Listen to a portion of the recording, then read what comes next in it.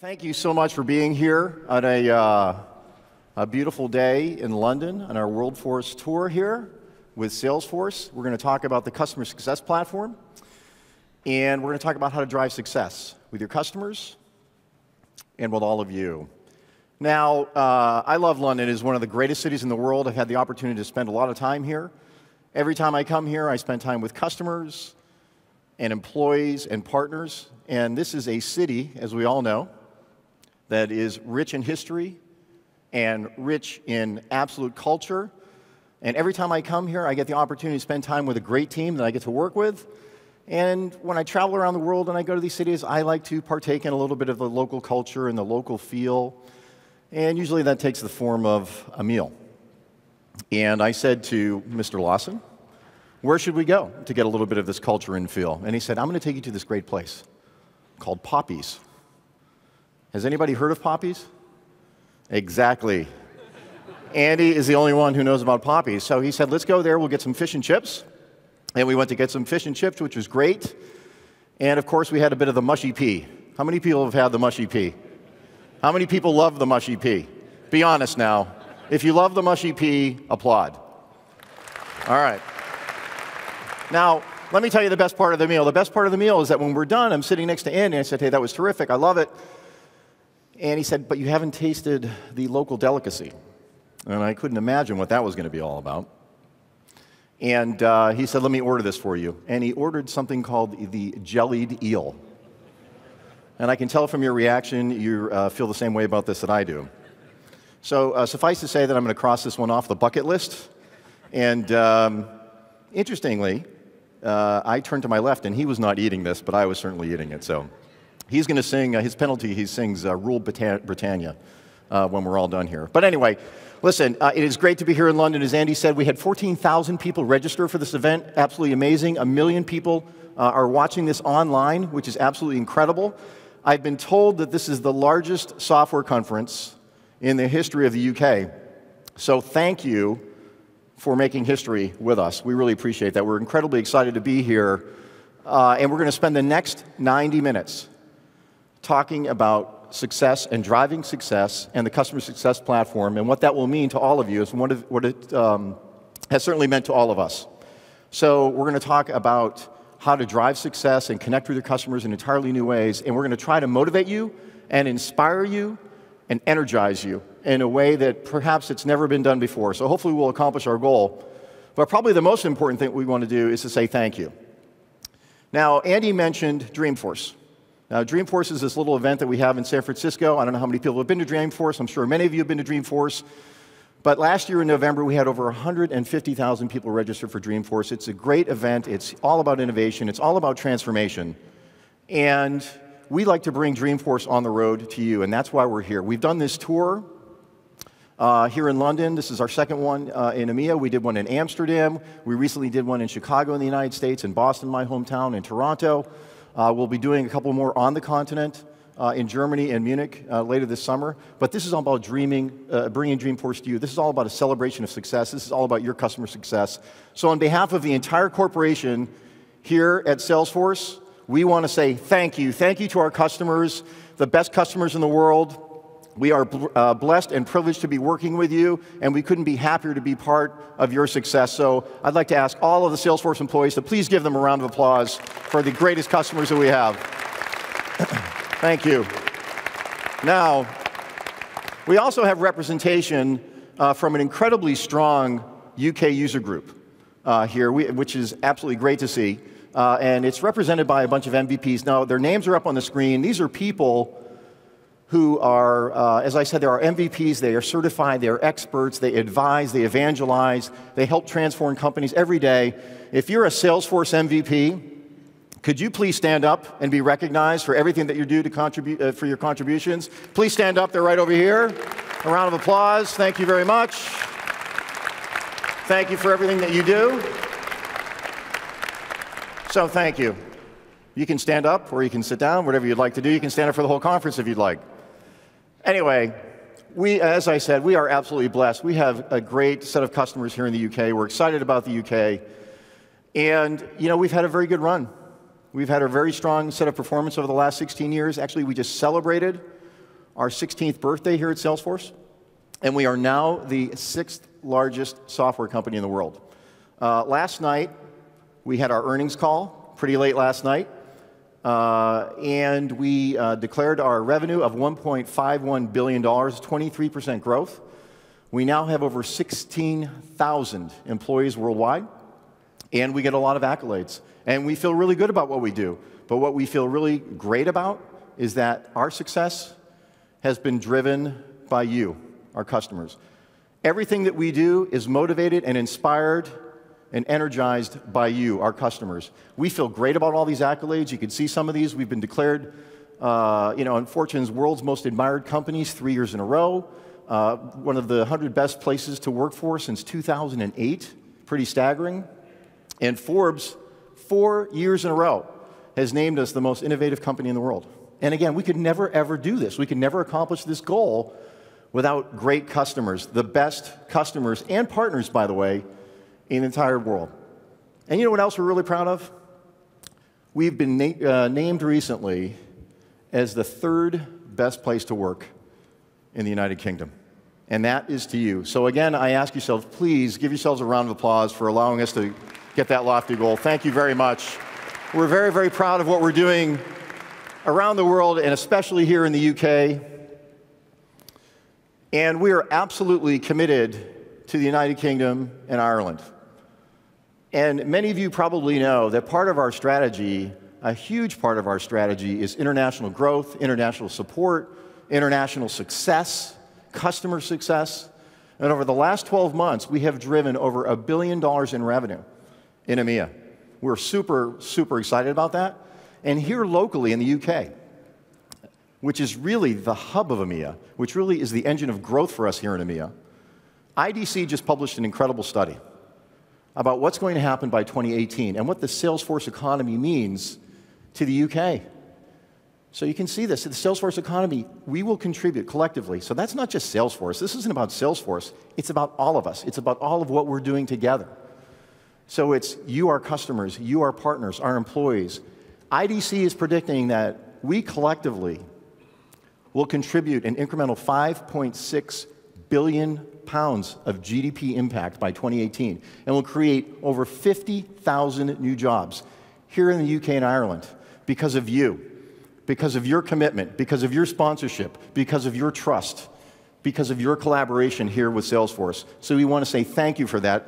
I can't think of a better way to help out here as an organization, as an ecosystem, than to be able to contribute that sort of impact to an economy by 2018. And you know, at the end of the day, this is all about customer success. It is all about customer success. And you know, we just have a short roster here of some of the world's greatest brands here in the UK, like Barclays, or Vodafone, or John Lewis, or British Airways, and the list goes on and on and on. These are companies who've enjoyed success collectively with us, leveraging our customer success platform, leveraging our technology. They've enjoyed success in all industries, in all shapes and sizes, in all geographies, everywhere. Whether you're telecommunications, whether you're financial services, whether you're retail, whether you're in transportation, we're very, very proud of the fact that all of these organizations have been able to drive and thrive with incredible customer success. And we feel like we have absolutely cemented and bonded, if you will, if you don't mind the play on words, our relationship here in the UK. And we've done that in many ways, one of which was our commitment to the UK with a data center. Last October, we opened up a data center in the UK, and that was because we listened to you. We listened to our customers. We listened to our partners. We responded to you. We responded to your needs. And then we had the luxury and really the privilege and honor to have our headquarters here in the UK in an iconic building, the Salesforce Tower, also known as the Heron Tower. And we're incredibly, incredibly proud of occupying that space. It's fantastic. And it really is a symbol of everything that you, as customers, have done with us and for us. So we want to say thank you very much for all of that. Now, when you think about technology, we can go back to the 1960s and we can talk a little bit about the mainframe. And I think we all know what the mainframe is. Some of us are trying to forget about what the mainframe is, but we all know what the mainframe is. And then we moved to a different model of technology, and it was the client-server model. And in each one of these changes in computing paradigms, each one of these shifts, there was an opportunity to transform. There was an opportunity to innovate. But when we started this company in 1999, where Mark Benioff started this company, there was one mission. And our mission was to establish and create and innovate and transform an industry around pioneering cloud computing and being an evangelist for cloud computing. And that cloud computing model was based on three elements. It was based on a new technology model, it was based on a new business model, and it was based on a new philanthropic model. Three elements. Now I'm going to take you through each one of these. So the first is this new technology model, pioneering a new technology model. And this was all about multi-tenant cloud computing. It was all about shared infrastructure. It was all about instant scalability. It was all about continuous improvement, which is part of our culture. And we all know that high-performing organizations, it's all about continuous improvement. It was about security. It was about availability. It was about performance.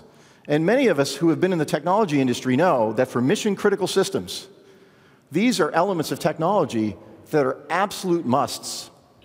You have to have a shared infrastructure. You have to have instant scalability. You have to have continuous improvement. Security, it is a table stake. It is a requirement. It is an imperative.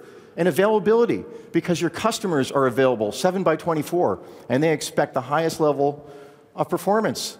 And this new technology model, this multi-tenant cloud model, was based on a scalable metadata platform. And what did that mean? It means that from at this point forward, we have over 4 million customer applications that have been built on this incredible scalable metadata platform. They've been built on this.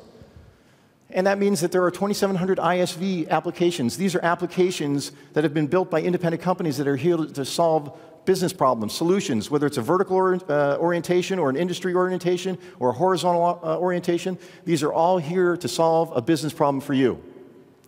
And your metadata, what does that mean? It means that your user interfaces, your logic, your objects, all your customizations, every one of them is protected. And we all know that every company is unique. Every company has customizations that differentiate themselves from others that are competitive in nature. But this scalable metadata platform, it protects your customizations. It means that your data is private, very important. It means that your data is secure, and it's all shared on a single code base, which means if you're a large company or a small company or if you're a financial services company or a telecommunications company, it doesn't matter. It's all the same shared code base. And that means agility, it means flexibility, it means scale, it means performance. And upgrades. Nobody wants to be in the upgrade business. This is the beauty of the cloud. This is the beauty of the scalable metadata platform. We provide 3 releases a year with seamless upgrades that are transparent to you, that protect your customizations. And if you've been with Salesforce since 1999, there have been 47 major releases that are feature-rich. And other than benefiting from that functionality, those upgrades, those releases, the pain and suffering that you would typically go through legacy technology, that goes away. That is the beauty of the scalable metadata platform.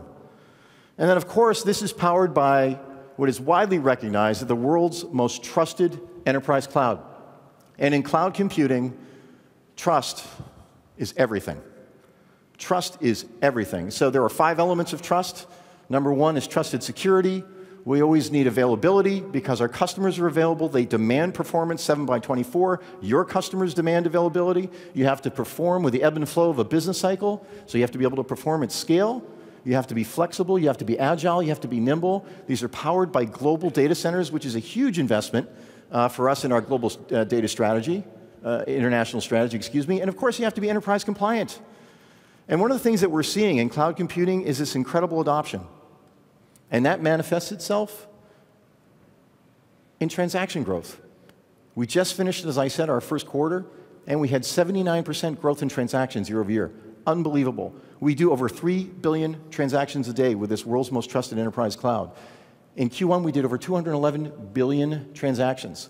And again, this is all powered with this incredible trusted enterprise cloud through these global data centers. And we continue to respond to your requests, respond to your needs, and we roll out these data centers.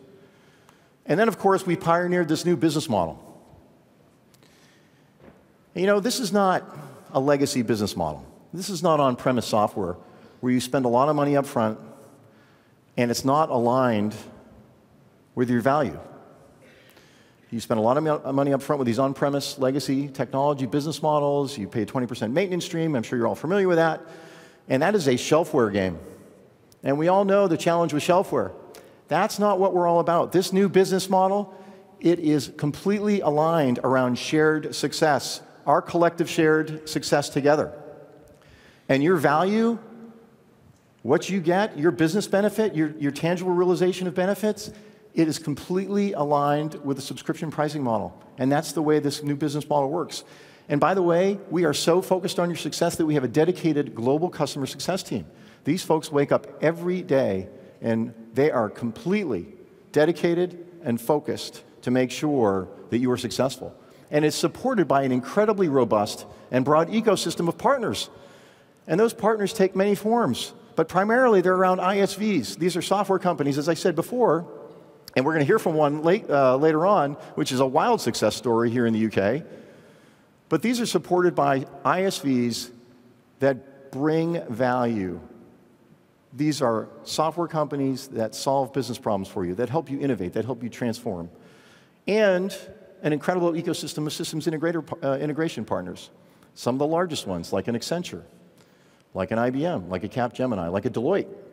They are here with an expanding bench of certified experts to help you deploy and realize tangible benefit. And because of all of these things, we now enjoy over 150,000 customers, Salesforce customers. And you know what? I'll say it again. We could never be in this position without great customers like we have here in this audience. And we're incredibly proud to have them represented here today. And you see some of these great brands. These are not just UK brands. These are global brands, some of the best brands in the world.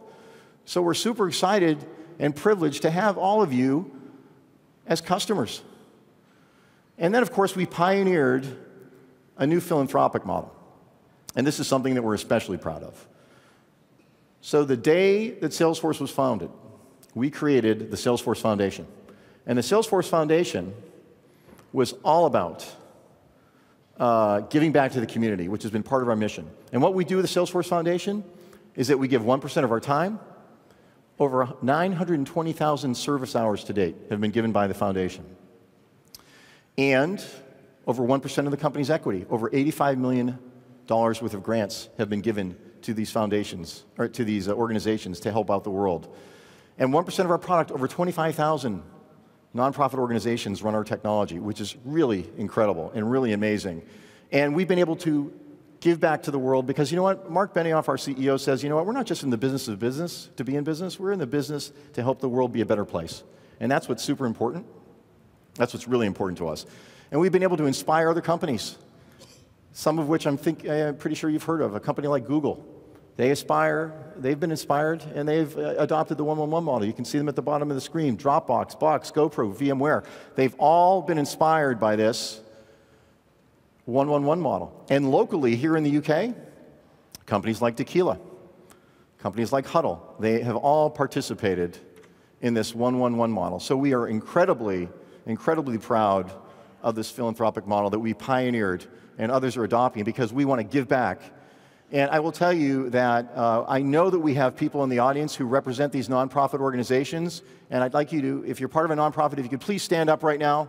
If you're part of a nonprofit, please stand up in the audience, because I know you're out there. Don't be shy. Let's give you a round of applause.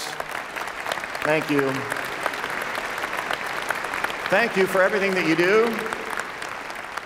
Thank you for everything that you do, because it makes an enormous difference to the world, and we appreciate everything that you do for us.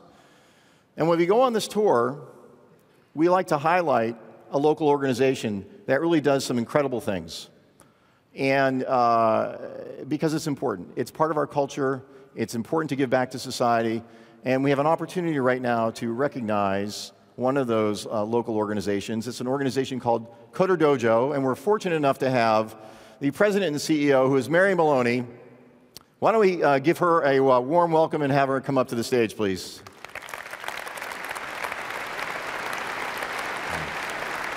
Good to see you. Welcome. How are you feeling this morning? Very excited. I had a vision of what this would be like, and I actually got my expectations surpassed, which doesn't happen very often. I've usually very high expectations. So you're difficult to To impress, very difficult to impress. I hang out with little kids who impress me every second of my life, so grown-ups to me are now a bit passé. Okay, well, I'll just get off the stage right now. Anyway, thank you for joining us. Listen, I'm not sure if people know who CoderDojo is, but they sure are going to want to know. So why don't you tell us a little bit about the mission? Yeah, so CoderDojo was founded in Ireland back in 2011 by an 18-year-old coder. And he was grappling with the fact that coding at home on your own and trying to learn how to code and learn about technology was quite difficult, and came up with the idea of starting a movement where kids would have a club environment to go to learn about technology, to learn how to code, and to find their abilities and their talents that actually weren't really being helped in the education system. So since 2011, we have reached 50,000 kids around the world. As of right now, today, we are in 57 countries. There are 30,000 kids participating on a weekly basis. And the movement is incredible because there is nobody paid within the entire global movement in those 57 countries. All of the time and energy from the adults who are there is given free of charge, so no child ever has to pay to have access to a coding club or to a facility where they can learn about technology and the magic behind it. That's an incredible mission. I mean, what inspired you to do this? How did you get into this? I got inspired because I have children of my own. I also got inspired because back when I was a very small young person and I actually started in an organization called Accenture, I had to learn how to code, and I had a law degree, and when I was put sitting in front of what to me was a footstool and discovered it was actually a hard drive, and discovered that the big enormous screen had a switch, as did the keyboard have a switch, as the hard drive, I had to go on my own very difficult journey of learning about technology and learning how to be a COBOL programmer. And I thought, you know what? That's not a pleasant journey to have to go through when you're 21. We need to get kids who are 6, 7, 8 involved in technology right now because they have the ability to be fearless. They have these incredible imaginations. And the things that they use technology to do is actually really astounding. So I've had children as young as 6 and 7 build apps and games to help other kids who have dyslexia. I've got a little girl who's 9, and she built this incredible anti-bullying app. Not so that she wouldn't get bullied anymore because she suffered from being bullied, but so that kids out there would learn the implications of being a bully. So these kids sit back and we ask them, we say, you know, what do you want to build? What do you want to do with technology? And they come up with these incredible things. And it astounds us. They literally are so fearless. And we get to reach 30,000 kids right now on a weekly basis. But we need to reach more of those kids. You know, who's the next Keith that's out there? And if we don't reach them, who's going to reach them? So it's really important to us that we get more and more kids involved, that we give them the access to understanding that they have superpowers, that they can be part of the world of technology. So yeah, it's an incredible journey that we get to go on. And every small child involved, we are changing their lives. But we're also involving them and we're enabling them to be change makers themselves. They're influencers, they question things, they challenge things. They play with robots and drones, they play with 3D printing. And the things that they know that they can achieve are limitless, actually. So they're not just doing this for their futures. The things they're doing today are genuinely changing each other's lives as well. You know, what an incredible opportunity you're providing these kids. Because when you talk about COBOL, like I just want to go into the fetal position. Yeah, right, the same. Exactly. So that brings back some very bad memories. I'm sure that you people know what that means. There are people out there in the COBOL. We probably should not talk about COBOL anymore because that's not inspirational. But what you're talking about is really inspirational. Yes. So how do you connect with your donors? So we connect with our donors. We use the Salesforce product. We are one of the organizations that are partners of Salesforce's. And it's really important to us because we're a virtual organization. Right. Our community is made up of 6,000 volunteers. They're in 57 countries. So we can't have face-to-face relationships with every single one of them. But we can use technology to interact with them and engage with them in a meaningful way. And we're able to filter exactly what the needs of our different constituent partners are. So we have some global corporate partners. We have individuals, like a really amazing man in Madagascar who decided that Madagascar needed CoderDojo, and he started up 6 dojos, not just one in Madagascar. So you have people out there that we need to connect with, that we need to continue to relate to and help. And when they've got problems, I need to be able to contact them and work with them when I'm on the road. So the 57 countries we get to connect with every day using Salesforce's technology. Very cool. So I'm sure people here are very inspired by this story, and they want to be able to help. What's the advice you can give us? How do we help you create more dojos out there? Well, the first thing is that there is nobody in this room who can't help. So in case some of you are sitting there going, oh, well, the guy beside me can help, or that person knows how to code, they'll help.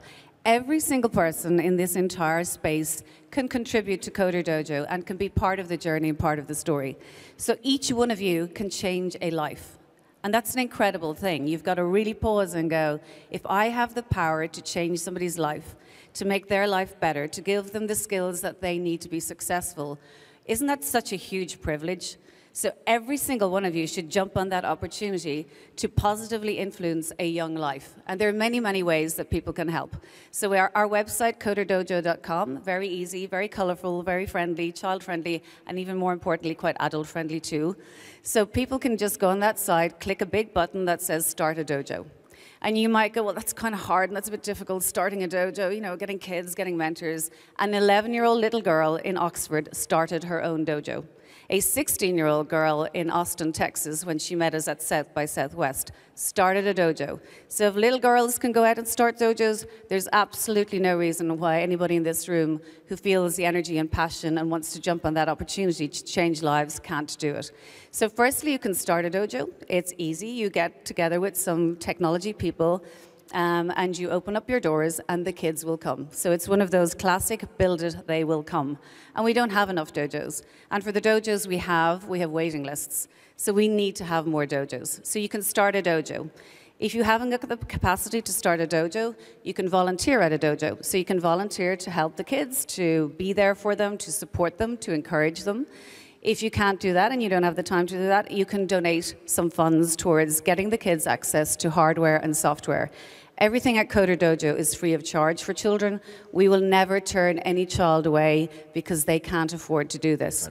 So we rely on the generosity of both individuals and large organizations to give kids who don't have the ability at home to get the funds they need to have a laptop or to have an Arduino or a Galileo or a Raspberry Pi. So the funding goes to absolutely tangible things that really help them build the technology skills. So find the money, find mentors, find volunteers. If you have an office premises, you have a room, open up that room for a couple of hours a week and let kids come in and explore and learn about technology.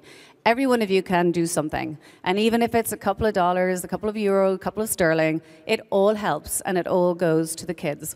And even, the takeaway for me is that even a COBOL programmer can start a dojo. Even a COBOL programmer can actually find something in them to help, yes. Okay, well that's pretty telling. Listen, I think that this is a great cause, and before we thank you for telling us this great inspirational story, I think Salesforce would like to help out a little bit.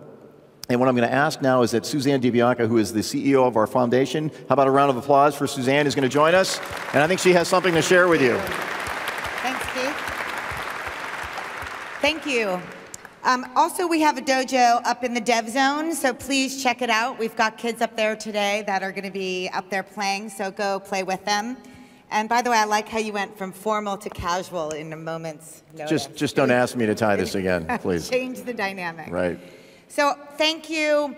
All I really want to do is say we have 1,000 nonprofits that are here today with us. Thank you for your work in the world. People always ask us all the time, how do we work with Salesforce? How are we part of the recipients of the 85 million in grants? The way to do that is to win the hearts and minds of our employees in the company. So we found this project through an incredible employee in our Dublin office, a 15-year sales leader, Cyril Tracy. And we're here today to both acknowledge the incredible work of the dojo, thank Cyril, and award them with a $200,000 check. Thank you.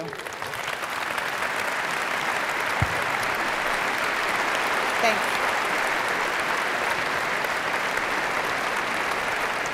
Back to you. Back to you. Thank you. Congratulations.